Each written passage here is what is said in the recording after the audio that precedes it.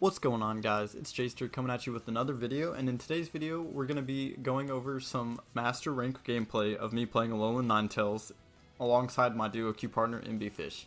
Roll that intro.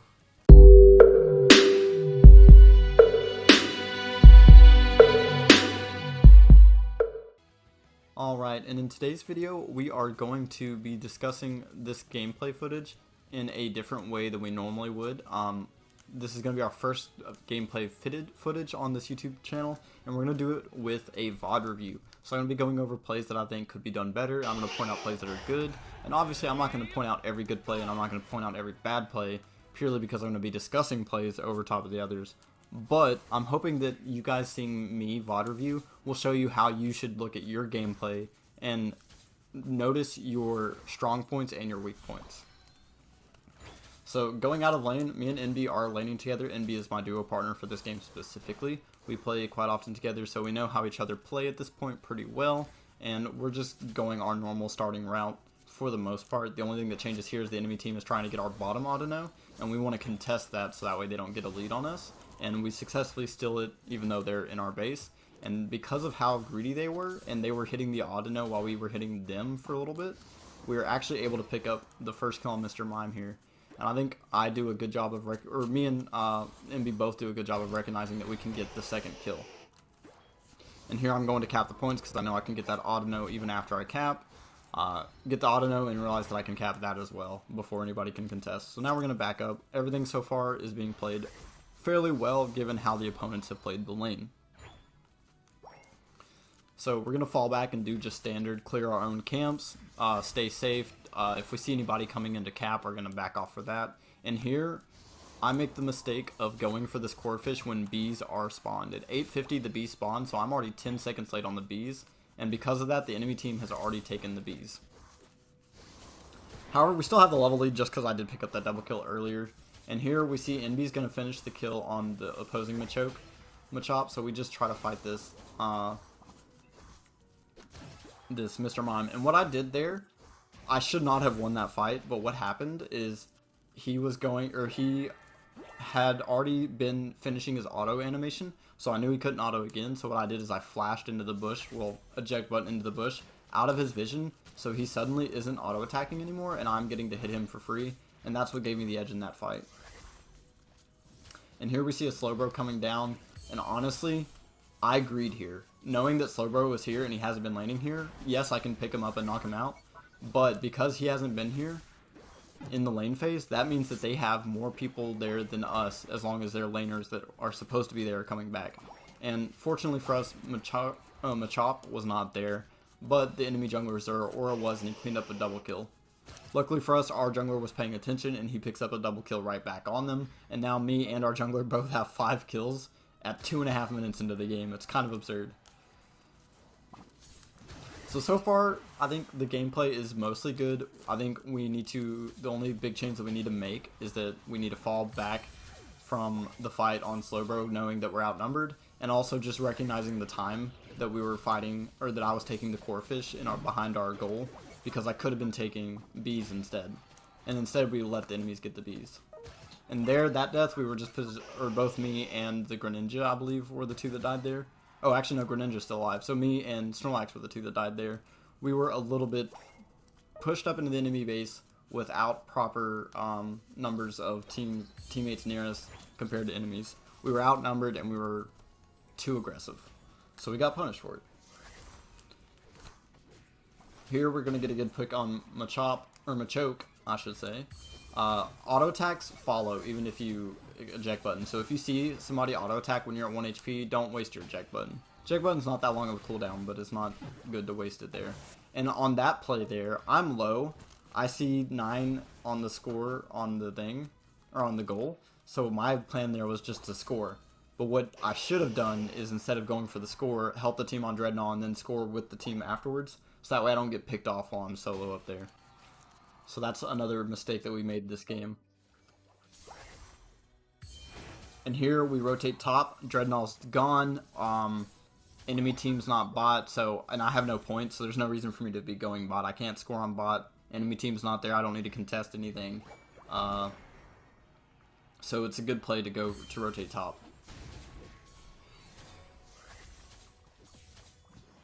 And here we get greedy and keep going for the attack, but luckily we get our Unite move because we're so over leveled on them. Unfortunately for me, it still ends up in a death. So a little bit aggressive and greedy there. You should wait on your team to rotate. If you rotate early and the rest of your team doesn't rotate with you, you just have to be patient and just play passively and wait on them.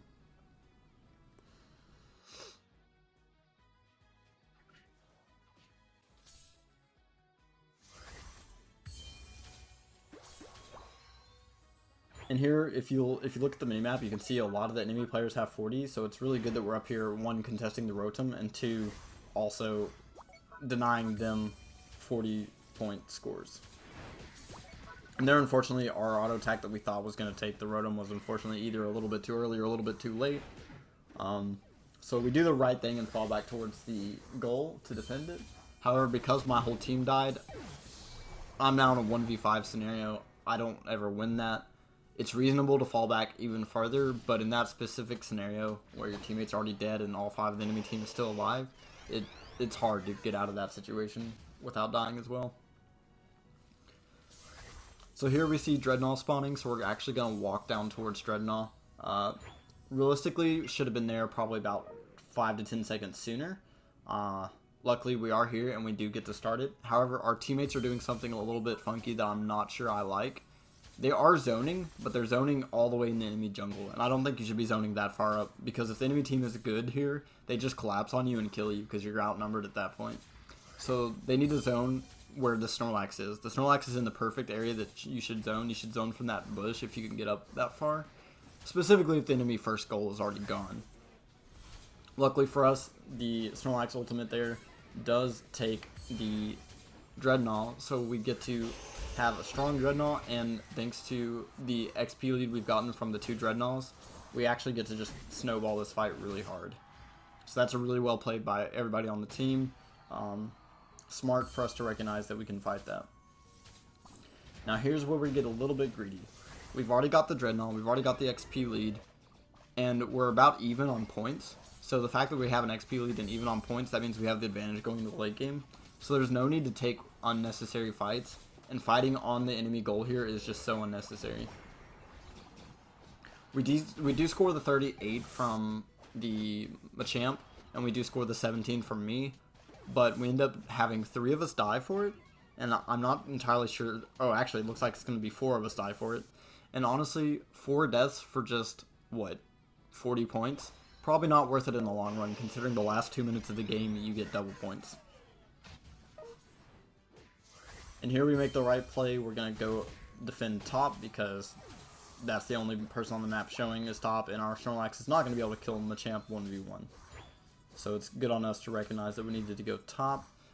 Dreadnought is about, or not Dreadnought, Zapdos is spawning in about 30 seconds. Machamp is a little bit caught out here. Our duo partner Envy is a little bit too far into the jungle, knowing that we have to defend this Rotom, and that we're not going to be able to help them take the fight in the middle area there. Alright, and here I think that I can cheese a goal. I see the Machamp and instantly flash, or stun him and flash away. That was not the play there. I should not have been jumping over. We just had our Machamp die, so the safe thing to do is to just walk through the little funnel period in the funnel area in the middle of the map to help our Snorlax there, instead of jumping over and getting caught out by the Machamp. Here our team defends bot really well and lets us sustain our lead that we have. There was 2 people bottom that had a lot of points and we knocked them both out, so that's huge. So now the only thing that's standing in our way between winning is somebody backcapping, which the enemy team does have somebody backcap top, but fortunately for us, I think we have a slight edge in that fight anyways. We pick up the knockout here and then we go for a cap of our own. And this cap is going to kind of neutralize that back cap that they just got top and give us the lead back. So from here, we should be in a situation to just win as long as we don't let the enemy team take Zapdos and we don't let anybody else back cap. Machamp is going to back cap. He's not got many points. Actually, he had more than I thought. But here our team started Zapdos. We could have been either helping them do Zapdos to take it quicker so the enemy team couldn't contest it, or zone the enemy team. But preferably our team shouldn't have been taking Zapdos at all there, and because our team took Zapdos, we lose the game. At that point, there's nothing I can really do. I have some points, so I could have gone for a dunk, but Zeraora was blocking that. I could have backed to defend, but by the time I got back, they've got Zapdos, so they got the free dunk no matter what. So the proper play there is probably, if you can kill somebody, kill them to deny them from dunking with Zapdos. But if you can't kill anybody, just try to get as many points dunked as you can while they're dunking points on your base. So I think we made the best play in the worst possible scenario that we were in there. That being said, we do lose, and it was mostly because of the Zapdos still. However, we did point out that there was a lot of mistakes I made throughout the game that could have made the game gone smoother. We could have been positioned a lot better multiple times, and all those different positioning errors changed the outcome of the game drastically. And with that, I hope you guys enjoyed the gameplay footage. That's going to be the end of the video for today, and we'll see you on the next video.